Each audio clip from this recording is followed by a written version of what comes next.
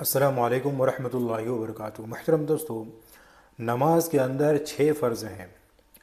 فرض اس کو کہتے ہیں جس کے چھوٹ جانے سے نماز نہیں ہوتی بلکہ دوبارہ پڑھنی پڑتی ہے، تو اس کو فرض کہتے ہیں۔ تو نماز میں 6 فرض ہے، ان میں سے ایک فرض ہے قرأت کرنا، یعنی قرآن مجید کا پڑھنا۔ قیام کی حالت میں جو قرآن مجید کی تلاوت کی جاتی ہے، قرآن مجید پڑھا جاتا ہے، یہ فرض میں سے ہے۔ اگر آپ نے قرآن مجید میں سے کچھ بھی نہیں پڑھا تو آپ کی نماز نہیں ہوگی۔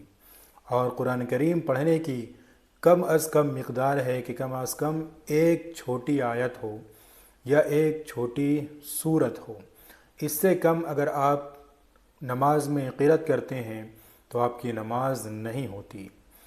تو بعض لوگ یہ غلطی کرتے ہیں کہ نماز میں جب وہ داخل ہوتے ہیں اور قرأت کرتے ہیں تو بہت سارے حضرات کو میں نے دیکھا کہ قرأت اس طریقے سے کرتے ہیں کہ اس کے ہونٹ بھی نہیں ہلتے، نماز پڑھ رہے ہوتے لیکن کھڑے ہونے کی حالت میں سورہ فاتحہ اور اسی طریقے سے اس کے بعد سورہ ملانا ہو، تو اس میں پڑھنے کی جو ادنا مقدار ہے کہ کم از کم خود سنیں، یعنی اتنا مقدار میں پڑھنا ضروری ہے جس کو قرأت کہا جا سکتا ہے، یعنی جس کو پڑھنا کہا جا سکتا ہے وہ ہے کم از کم خود اپنی آواز کو سنیں۔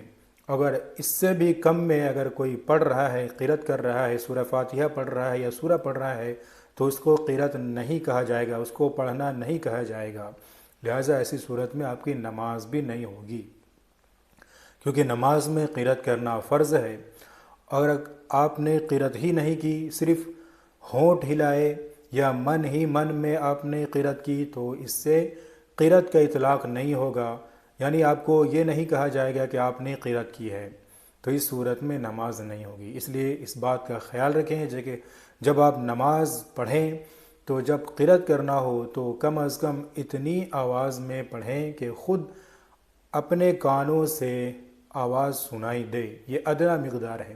صرف ہونٹ ہلانے سے یا من ہی من میں قرأت کرنے سے نماز نہیں ہوتی، یعنی قرأت نہیں ہوتی۔ جب قرأت ہی نہیں ہوئی تو فرض چھوٹ گیا آپ کا، تو فرض جب چھوٹا تو آپ کی نماز نہیں ہوگی۔